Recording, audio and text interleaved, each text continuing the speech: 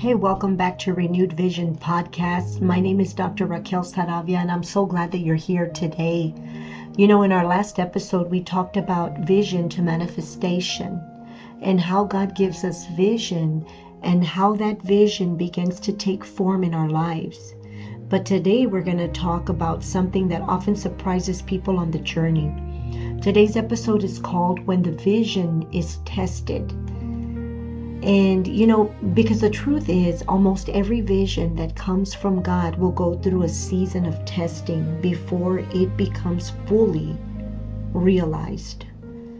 Many people think that once God gives them a vision, the path will become smooth and easy. But often the opposite happens. Suddenly there's obstacles, there's delays, and there's even moments of doubt. And in those moments, we start asking questions like, did I hear God correctly? Did I make this up in my own mind? Why is this so hard? But testing's not a sign that the vision is wrong. Very often, the testing is actually confirmation that the vision is real. And throughout Scripture, we see this pattern again and again, and God gives a vision or a promise, and then a testing season follows. Abraham, he was given a promise that he would become the father of many nations. Yet years passed, many years, before that promise was actually fulfilled. And Joseph, he had dreams that he would lead and that others would bow before him. But before the fulfillment of those dreams, Joseph faced betrayal, slavery, and prison. And then you have David. And David was anointed to become king while he was still a shepherd boy. He was still in the field. Yet he spent years running from Saul before ever sitting on the throne. So what do we learn from these stories in the Bible? We learn that God doesn't just prepare the vision. Listen to me closely. We learn that God doesn't just prepare the vision. He prepares the person carrying the vision. Testing builds strength, character, and endurance. If God fulfilled every vision immediately, we might not have the maturity to handle what comes with it. Another thing that happens during the testing is definitely opposition. You might encounter people who doubt you. You might face criticism. You might even face moments where doors seem to close. But remember, this opposition does not always mean you're off track. Sometimes, often, opposition appears precisely because you're on the right track. I'm going to share a little bit of a personal testimony in regards to that. Pastor and I have been serving the Lord for over 21 years. We said yes to Jesus. And when we were under our pastor in our very beginning years, we had prophecy over prophecy. Men and women of God speak over our lives. We were just babes in the Lord. All we wanted to do was stay there and serve our pastor and serve God. We had no idea that God would call us into ministry.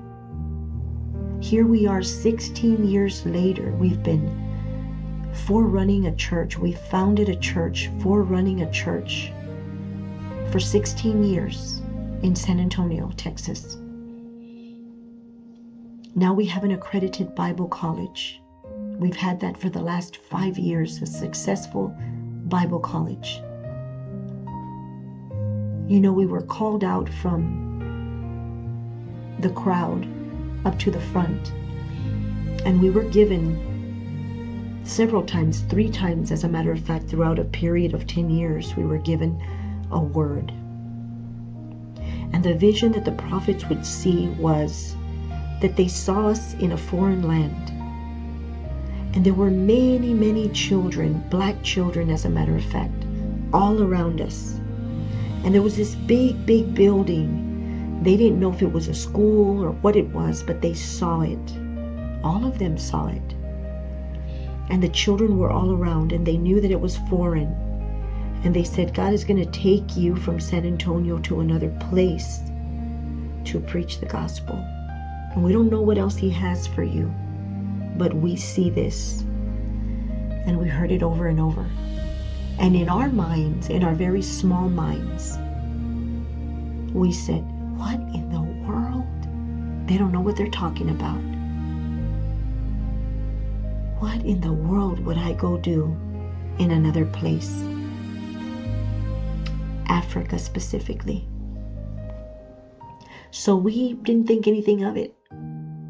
The years came and went. We were called into ministry. We started in the streets in San Antonio for 2 years, and then the Lord opened the door for us to go into a church building, and we began to pastor people, God's people. And then times of testing came, trials, tribulations. Pastoring became very difficult for us. And yet once in a while we remember the prophets when it would get hard and say, no, this is not God. We didn't hear from Him. It even came to the point where 7 years later we closed our church. And much doubt came. Sometimes opposition appears precisely because you are on track. You are on the right track. Let me remind you. The church closed. We went to our living room for prayer for 2 years. We felt like we died. We were mourning, but we were seeking God. And during that time, the Lord spoke and gave us vision. And He placed a pastor over us. And lo and behold, didn't he have the heart for Africa? He actually tells my husband, I want you to come to Africa with me. I believe the Lord has a word for you. And he couldn't see it. He paced up and down and said, Rachel, what am I going to do in Africa? God wants me here in San Antonio, here to reach my people, here to reach the people here of San Antonio in the streets. What would God want with me in Africa? And we went to prayer. And he said, I'll go. And God made a way. But let me tell you, people will discourage you. He had many people say, what are you going to do in Africa when your people are here, when there's so many people here that need this? What are you going to do over there? He went, and the Lord spoke to him over there. He said, Lord, what am I doing here? Why did you bring me here? I'm from the neighborhood in San Antonio. And the Lord said, because I have heard their cry. That is why you are here. He didn't question the Lord anymore. He went and he shared his testimony. And the Lord moved in a mighty way. And he came back with a beautiful relationship with the pastors in Uganda. And since then, we've gone every year since 2018. And it has been beautiful. At one time, I felt that the vision came to pass, but I didn't include myself in it, although the word was spoken over me too. And in prayer, years prior, the Lord had given me a vision, and I saw foreign land. I saw red dirt and I saw my feet walking on it. And I heard the Lord say foreign land. I saw a river or a big lake with lily pads all on the edge. And I knew that was somewhere else. And one day my husband received a text from Pastor Shane in Africa, and he said, I want Pastor Raquel to come. And boy, I was so excited. That summer the Lord took me to Africa for the very first time. And as I was walking in the villages in Uganda and in Paya, where I ministered, I looked down and I saw the red dirt and I saw my feet. And the Lord reminded me, he said, right here, here's where you're at, on foreign land. And as we were crossing a river or a lake, as a matter of fact, Lake Victoria, to get to the other side in Nakalanda, I saw the lily pads all on the edge. And the Lord said, you're exactly where you're supposed to be. Out of that, we've established an amazing relationship. We've opened the Bible college. The Lord allowed a student to come through Bible college. And we were able to take her 2 years ago to Africa as a missionary, where she actually fell in love. She inherited almost 1,000 children. She became the Sarah in Uganda. And she inherited almost 1,000 children. She got married. She has a baby of her own now. And she preaches the gospel to all those children every day. Seeds are planted. The Lord said, from our yes and our believing in the vision, City of Truth Bible Institute is a launching pad.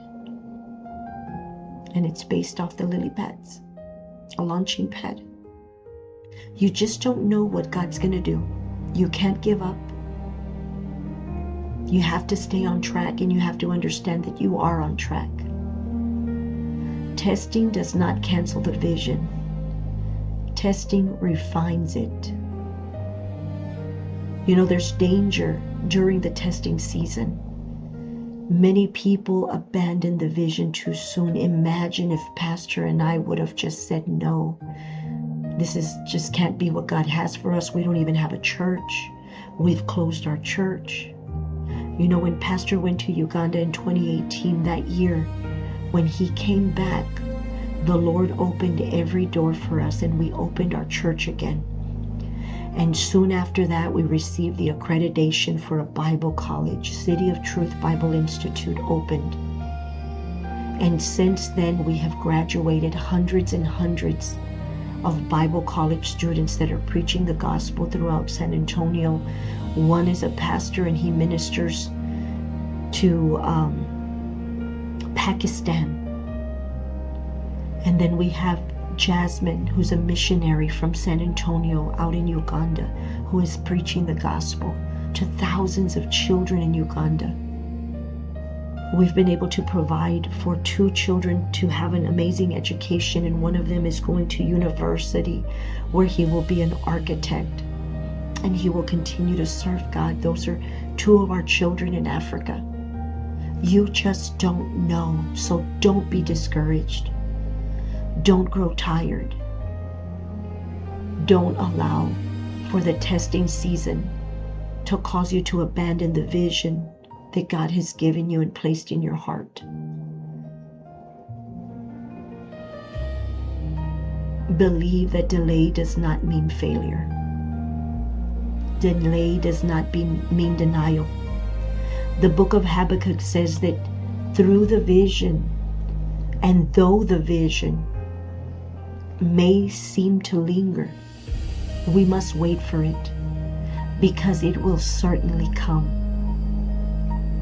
So how do you remain faithful when the vision is being tested? Number 1, you stay connected to God in prayer. Second, you remind yourself of the vision. You write it down. and revisit what God has placed on your heart. And third, be careful who you share your vision with. Not everyone will understand what God has shown you, what God has spoken over your life. And finally, trust God's timing. Preparation takes time. If you're listening today and you feel like the vision that God has placed in your heart is being tested right now, I want to encourage you, don't give up. Sometimes the testing season is simply proof that the vision is worth pursuing.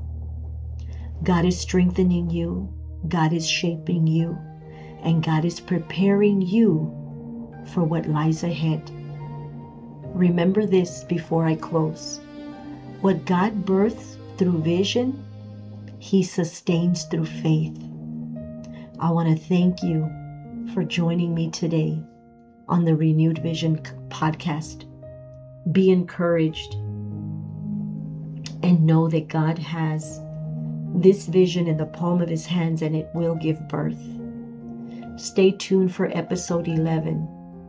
Episode 11 is Grace for the Stretch.